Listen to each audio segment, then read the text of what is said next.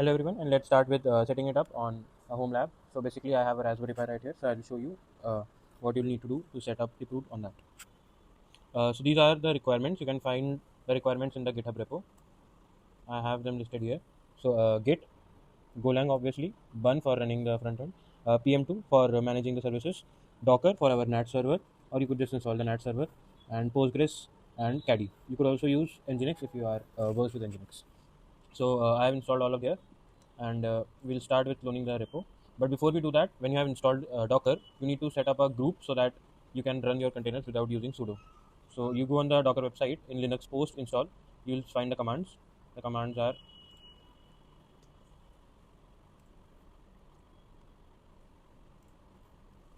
yeah. So now I can run Docker without sudo. So we'll go ahead and clone the repo.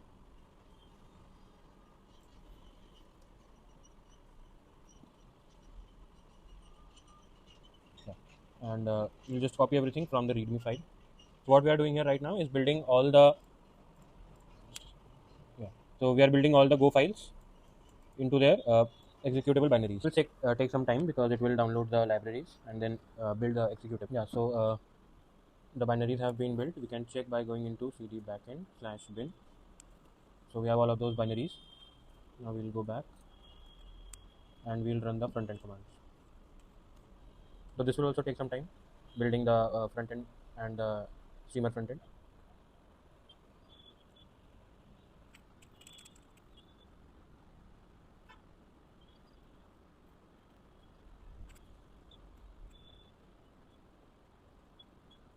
Okay, so now we have the backend and the front end built, but it is not running. So to run this as a service, we could set it as a systemd service and configure it to run on every reboot, or we could just simply use PM2. Using PM2 is much simpler, so that is what we are going to do here right now. And then we'll create an ecosystem.config.js file and paste from our GitHub repo. Control O and Control X. Then we'll just use the PM2 command to start bun add PM2. So to install PM2, you need to do bun install PM2 -g. -g flag is for installing it globally. Now we can run the PM2 start ecosystem config.js. So before we do that, we need to set up our environment variables. We'll do cd to backend and we can see our .env.example. We'll just copy .env.example2.env. We'll open .env and we'll fill everything right here. Now I'll just tell you what you have to fill for what. Database URL is going to be your Postgres URL. So you can just Google on how to get the Postgres URL with username and password. Then once you do Docker compose up, you will get the NATS URL, Discord client ID, Discord client secret. This is all you set up from your Discord. Callback URL. Then JWT secret. You can generate a JWT secret in your terminal, or just search Google for that and use any secret generator. Then session secret will generate the same way. You have to save a master password and the minimum amount. So I'll just quickly set it up.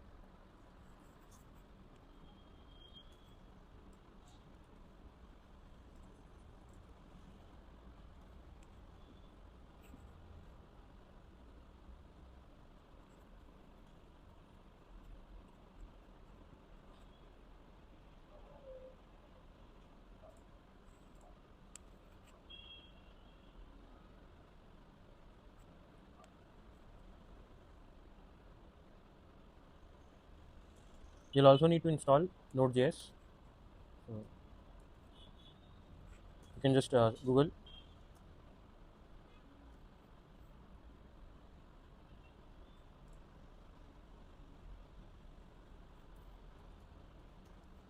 so in the root directory. We'll do PM2 start.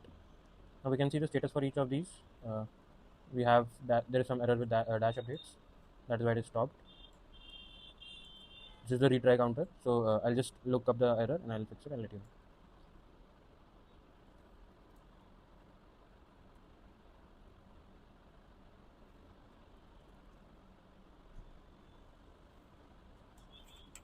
Okay, yeah. So you need to start your Docker NAT server before running these, obviously. So we'll do Docker compose, we'll do cd backend, then we'll do Docker compose up.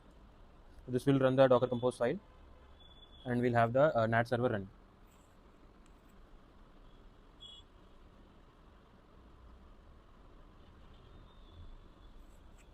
We can just type in D to detach, and then we can do PM2 status,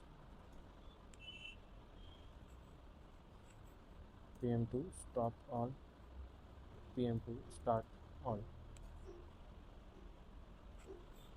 Now we can see we have an error for OBS engine. We'll do PM2 logs OBS engine.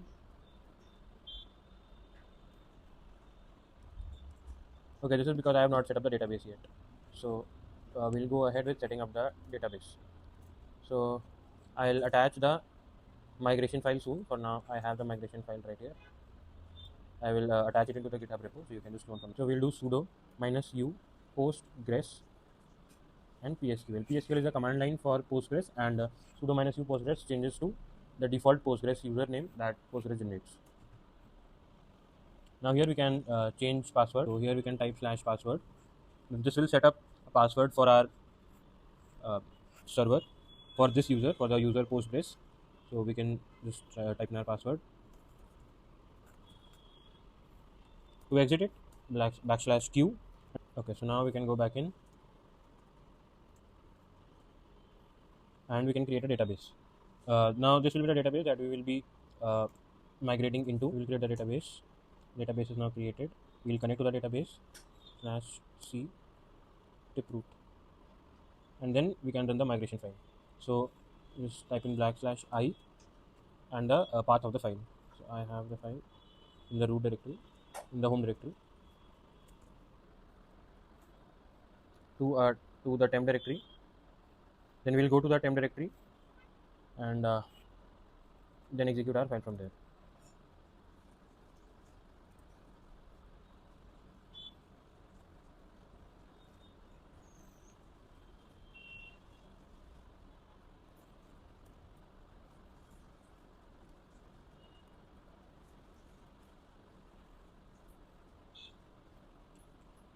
Okay. Now we can see all of these tables have been, the database have been migrated.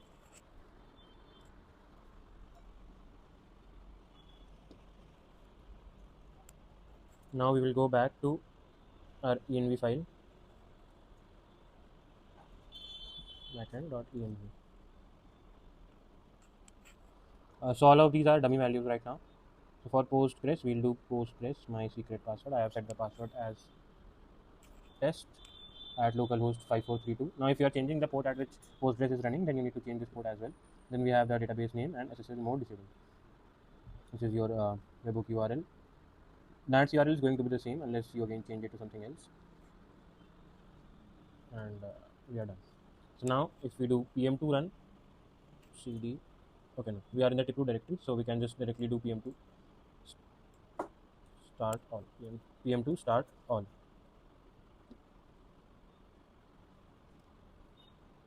OBS engine stopped. PM2 status.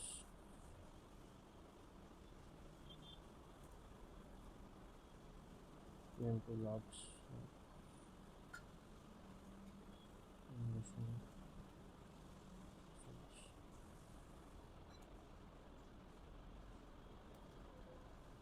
Okay, so now we have all of the services running. We have the backend services as well as the front end services running. Now, to get this to work, we need to set up a reverse proxy. Now, for reverse proxy, you can use Nginx.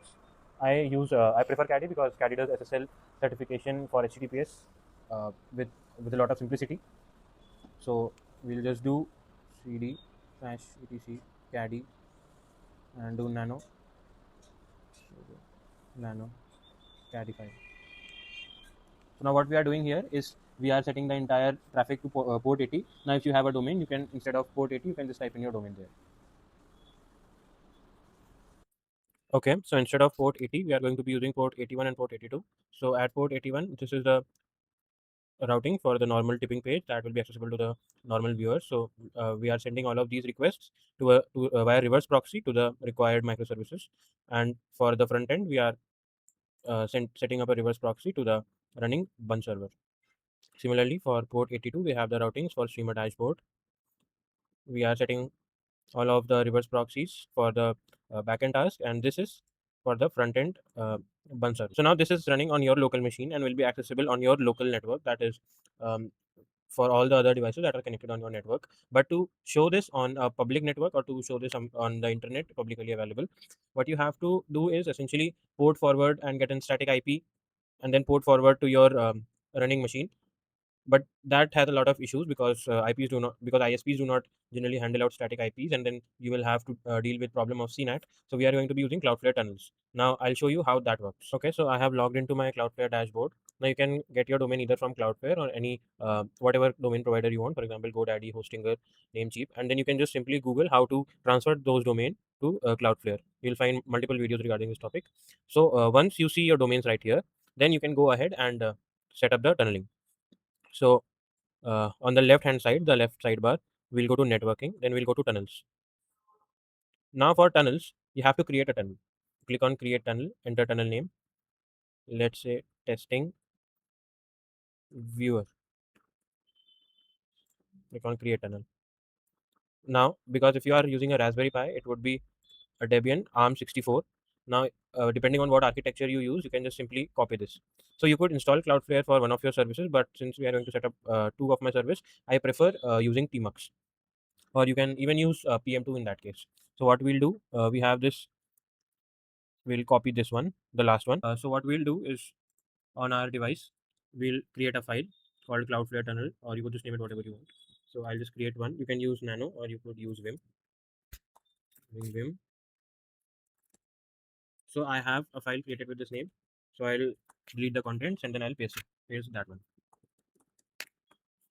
Okay. So now what we'll go to insert mode hash shebang hash bin slash bash, and then we'll paste the token.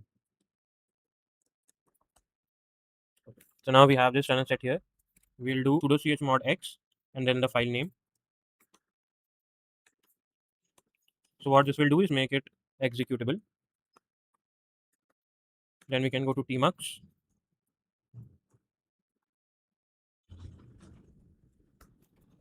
and do dot slash cloudflare tunnel. Okay. In your browser, you will see tunnel connected successfully. Your tunnel is now ready to use. Click on continue and click on the tunnel, and we'll add a route. We'll click published application. We'll click the domain that we want. For now, I'm doing it on my personal domain. This is what I use testing for. And now for the normal viewer, you can just leave the subdomain for empty. So this will look like this. But since I'm testing, so I'll call it test viewer. And then we'll have to paste from where do we want. We'll go localhost colon port 81. So because we routed all our viewer traffic to port 81, we are using port 81. Then we'll click on add route.